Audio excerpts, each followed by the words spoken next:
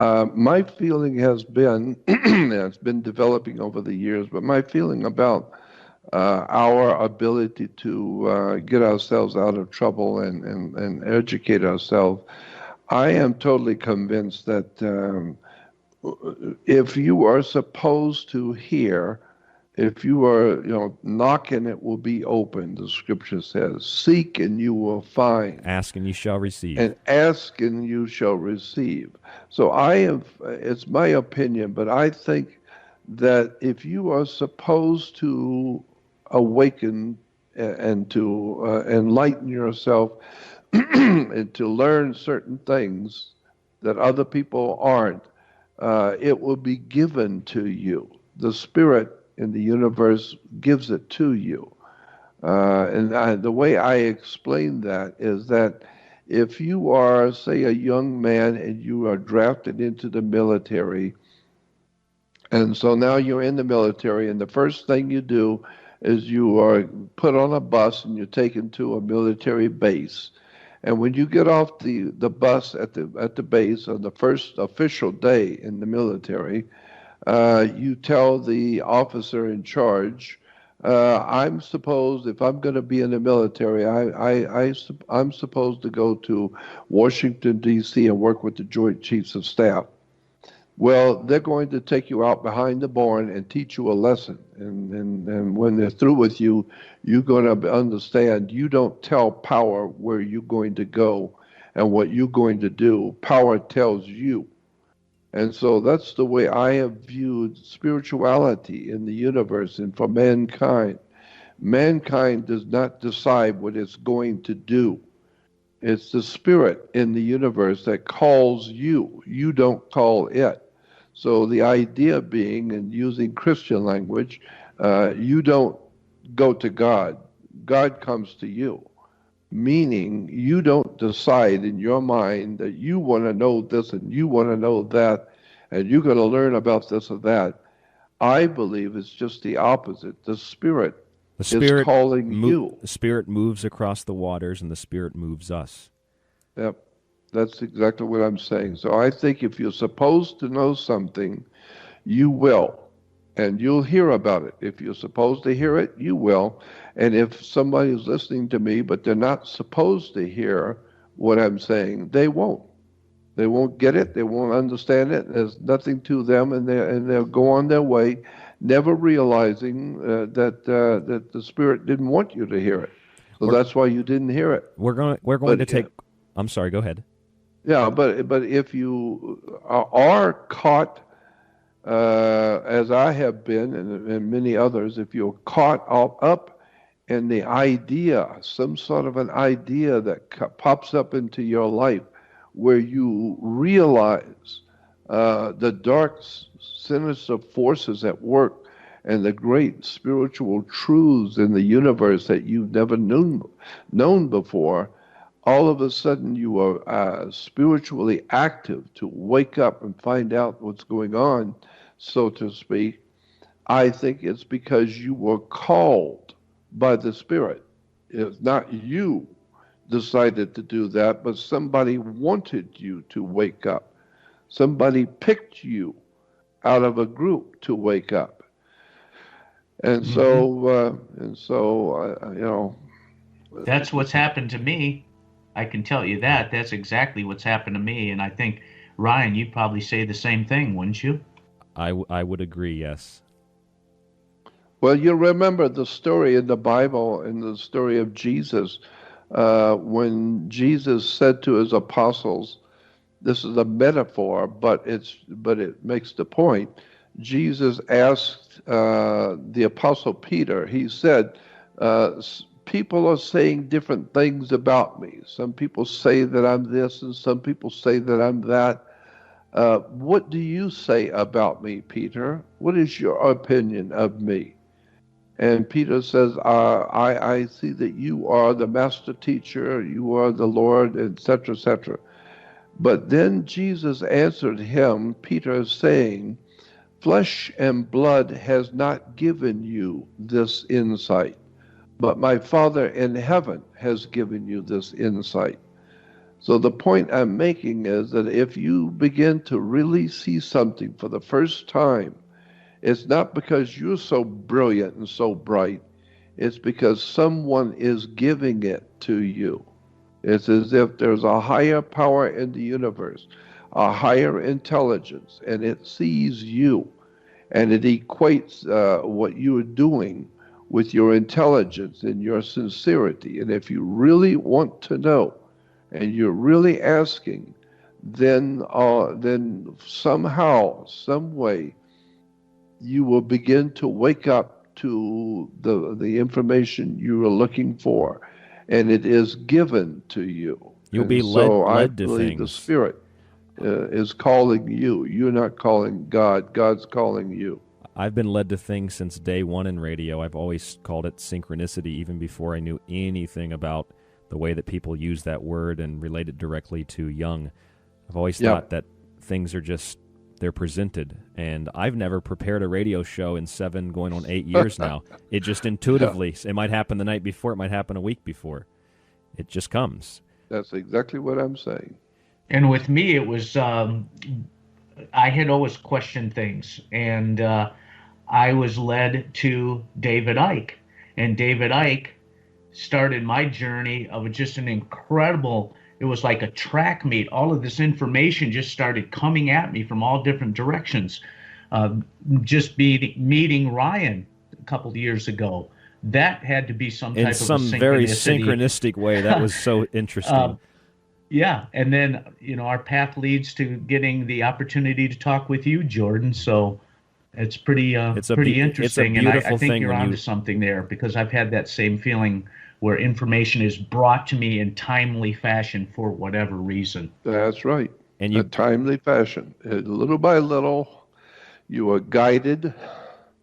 You're guided to where you're supposed to go, wherever the great divine presence in the universe that men have called God, whatever that is, whatever that divine intelligence in the universe is, it picks you. There's a big difference between a disciple and an apostle.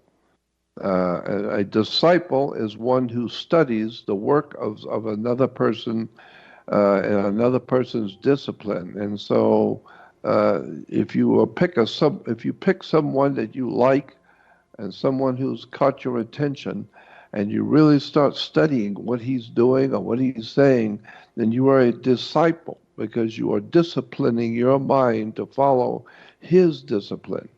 And so you are then referred to as a disciple. But the word apostle means something different in the Greek language. It simply means one who is called out. You're an apostle if you are one who is called out. The idea being, for instance, if you were standing on a field, a rapt attention in the military, and there's 200 of you standing in a rapt attention, and you're waiting for the general to come, and the general drives up, five-star general pulls up in his Jeep and gets out, everyone's standing at attention. And he walks around and just surveying and looking at everybody and surveying the situation. And then he points to you, points directly at you and says, "You come here and go over there and sit, and I will talk with you later." And he points at you and says, "Come here." Now that act of the powers that be picking you, you are at that point, the Greek word is an apostle. So a disciple is one who picks the teacher. An apostle is the teacher picks you. Jordan, we're going to pause for just a moment. We have a caller on the line, 501 area code. Can you tell us your first name and where you're calling from? You're on with Jordan Maxwell. Hey, Ryan, it's Joe Roop. Hey there, from, Joe. Arkansas. Hey, Jordan and Jack, Mr. Maxwell, I highly respect your work. I know you're one of the people that was revealing this information way before it became popular on the web, I guess you could say. While I was waiting on the phone, I think my question got answered. But the intellectual part of learning all this is good and fun, but I think at some point when you start applying symbolism, meditation, prayer, ritual into your life, there's a lot of scrutiny that comes back from the public when you talk about these things. They call you a black magician or a Luciferian or whatever. I've been called, you name it, I've been called it. And yet, these things have empowered my life, and they've empowered my soul and my consciousness and my love. And I even spoke to Lon Milo Duquette and asked him the same question because I was insecure about it. And he asked me, would you trade the consciousness that you have now for the consciousness that you had then? And I said, well, absolutely not. And yet, the world tends to make me feel like I'm an evil person because I practice certain prayers, meditations, and rituals, so to speak. I was just curious on what your opinion is into the world of the occult, or let's just say practicing magicians. Are they evil in your eyes, or is it pretty much the same thing you were saying before? Well, first of all, I have to tell you that I have heard the same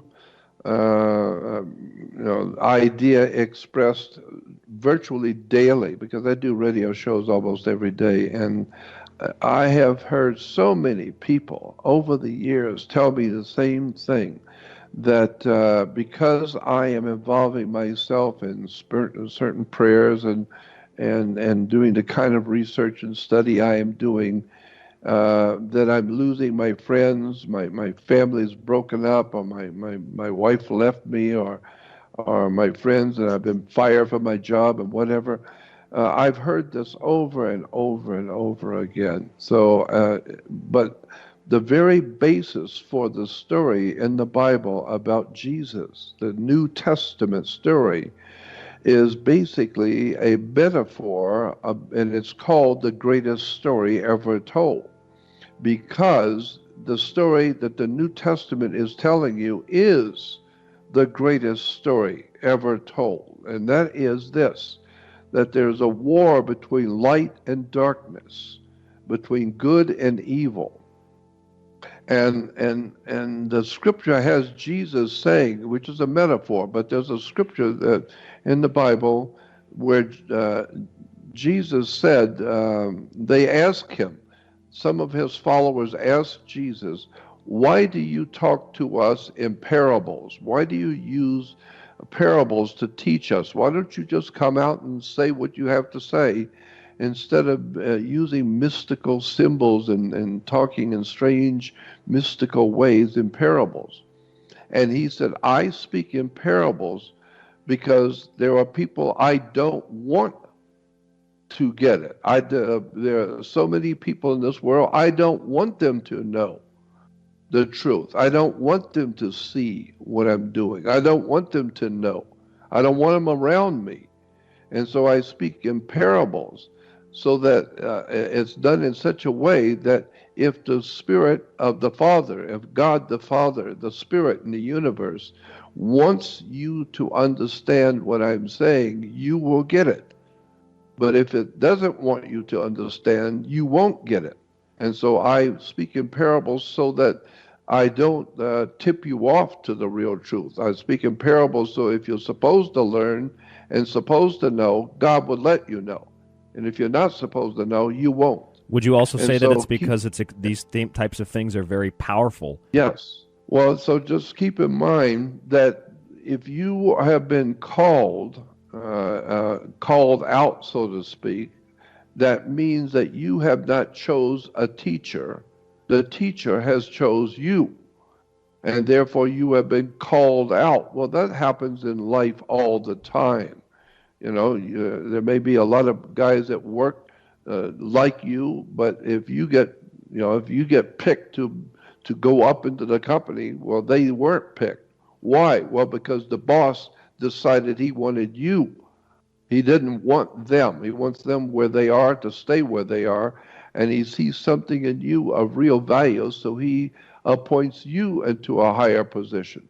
Well, that's the way the Spirit works in the world we live in. If you're supposed to know something, the Spirit will pick you. You don't have to know about it and decide you want to know. you will know. The Spirit will pick you, and you will begin to open up your eyes to see things you never saw before. And the more you open your eyes, the more you will begin to see, and it will totally change you. But you didn't change you, the Spirit changes you.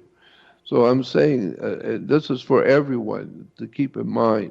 When you have been picked to spiritually evolve to another world of knowledge, to a deeper and darker world of understanding and spiritual knowledge, the people around you are not going to be very happy with you. I mean, that's what it says in the Bible. It says if you have been picked, the people that you used to run with are not going to like you. They're not going to associate with you. Your wife is not going to understand you. Your kids are not going to understand what you're talking about.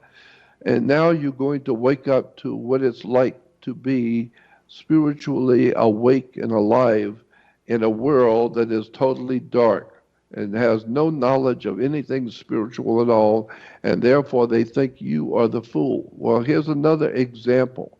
If you are a normal, regular human being with an average intelligence, and you go on a vacation to a foreign city, and in that city there's a large mental health or an insane asylum for the mentally handicapped, and you go to that place just for a visit. As you're walking through this mental asylum, all the people there know each other, and they're always arguing and yelling at each other, and there's all kinds of discord going on. But everybody who's arguing with each other, they all remember and know each other. And so they're all happy with the situation, arguing and yelling at each other, but they all know each other, and it's okay. But you don't fit in the picture at all. Nobody there likes you. Nobody there wants to talk to you because you don't fit anywhere. Nobody's ever seen you. They don't know who you are, and they don't like you, and that's it. So don't talk to them. They don't want to hear you. Well, that's the same thing that you are experiencing today. Once you start to wake up and the Spirit is calling you to wake up and become a different spirit, a different person, and beginning to learn things you never knew before, everybody else in this insane asylum that we live in is not going to like you. You don't look like us. You don't even talk like us. You don't think like us. So therefore, we don't like you. We don't want you around. So don't be surprised if, as Jesus said, what they have done to me, they will do to you. If they had listened to me, they would listen to you. But they didn't listen. And so, so that's Jordan, all I can say is that's what's happening with you. In your scenario about the general selecting one of the soldiers or the boss selecting one of the workers to be promoted, that would make sense too, because the others may have a sense of jealousy. And that's exactly right. Right after my so-called awakening back in 2009, I had a thought come to me when I was meditating, and it kind of ties in with everything you just talked about. The thought that came to me was this: everything I had ever learned would now have meaning. Yeah, of course, because why? Because you now have a deeper understanding. Yeah, it all came together. I started understanding things on a different level, and my whole perspective on life changed. Now, my point being, was that you because you were so brilliant that you come up with that? Or did you get that through a spiritual meditation where the thought came to you? Yes, the thought came to me. Yeah. So you didn't develop it. It came to you. Correct. Yeah, well, that's what I'm talking about.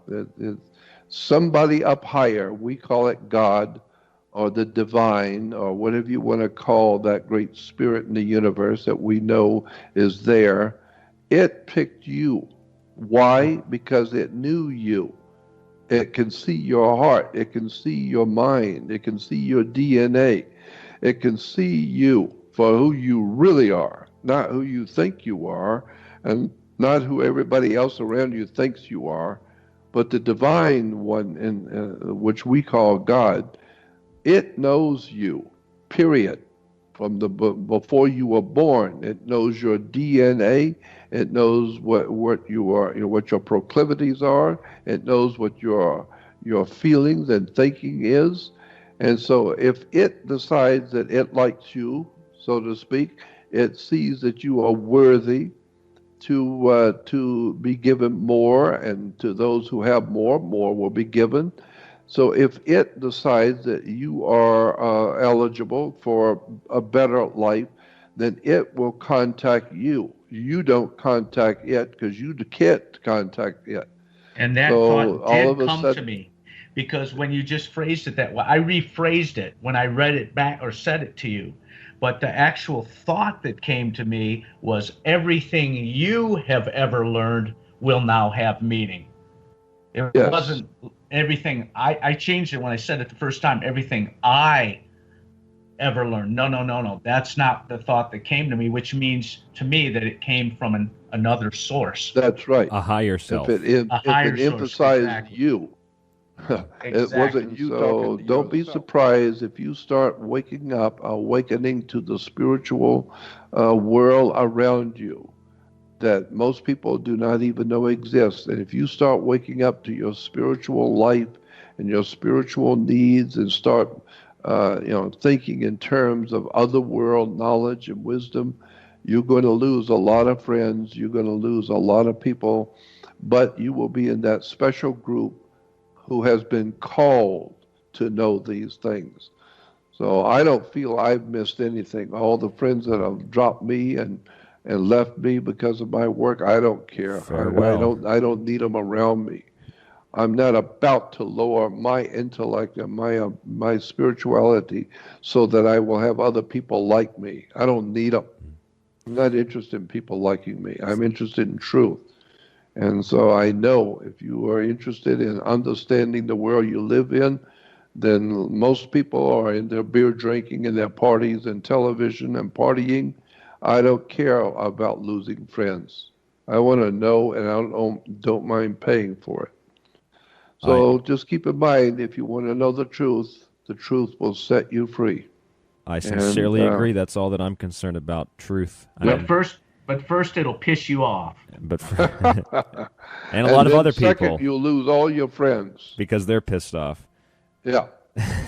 But ultimately, at the end of the day, you will be in that small handful of people like Nikola Tesla and Albert Einstein and Royal Rife and all the other great minds that stood by themselves as guiding lights for the human race. Thank God there are a handful of people who don't mind the ridicule and the persecution, but stand on their own by themselves for what they see and what they know.